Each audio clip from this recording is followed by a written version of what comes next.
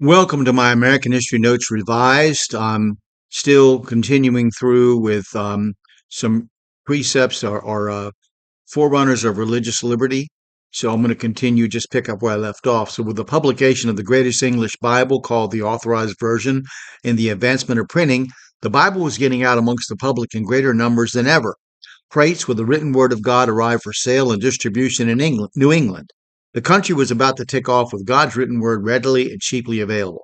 The New England divider became the subject of infant baptism. Immigrants like Thomas Paine read the Bible and realized there was nothing in it to warrant baptizing a baby, and in 1644 refused to allow it to happen to their own child. Um, Arrested and hauled before the court, still refused, calling infant baptism an anti-Christian ordinance. As a result, he was whipped at the public whipping post with 20 lashes.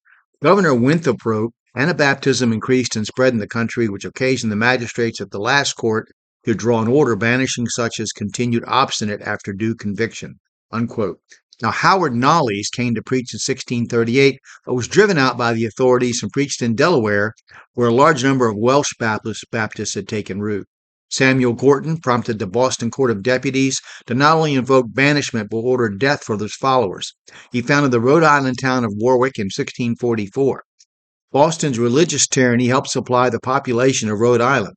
Meanwhile, Roger Williams set sail for England by way of Long Island, where he ran into an Indian uprising which killed Anne Hutchinson and her children who had moved there after the death of William. When Roger Williams arrived in England, there was a struggle in Parliament against the king, and this strife helped Williams get his colony's charter for self-rule called Incorporation of Providence Plantation signed. While there, he published his treatise against the Massachusetts government called The Bloody Tenet of Persecution. John Cotton was incensed by the accusation and wrote a counterblast called The Bloody Tenet Washed and Made White in the Blood of the Lamb. Williams countered with The Bloody Tenet Yet More Bloody. I kid you not, I'm not making this up. Truth is stranger than fiction. Soon an invasion of books entered the New World, many rejecting infant baptism and for liberty of conscience. The particular Calvinist Baptists in England soon set their London Confession of Faith in order. The Presbyterians penned their Westminster Confession of Faith, and the Congregationalists of New England met and adopted the Cambridge Platform.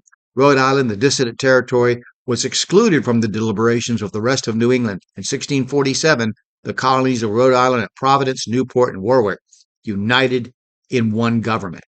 Now, in 1651, the Newport Baptist Church received a request for preaching from a resident of Lynn in Massachusetts. Dr. Clark, Obadiah Holmes, and John Crandall went to visit with the columnist William Witter and were arrested during a prayer meeting.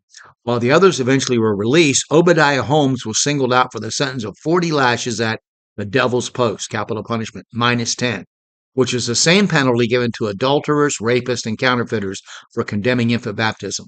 It was such a brutal whipping that no less than 13 warrants of arrest were issued to onlookers who demanded the whipping stop in the name of mercy.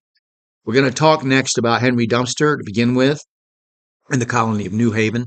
I hope that if you watch the video, you'll click like and subscribe or follow. Feel free to comment on what I said. Disagree if you like. Just provide your citations so I can learn from what you think. Thank you.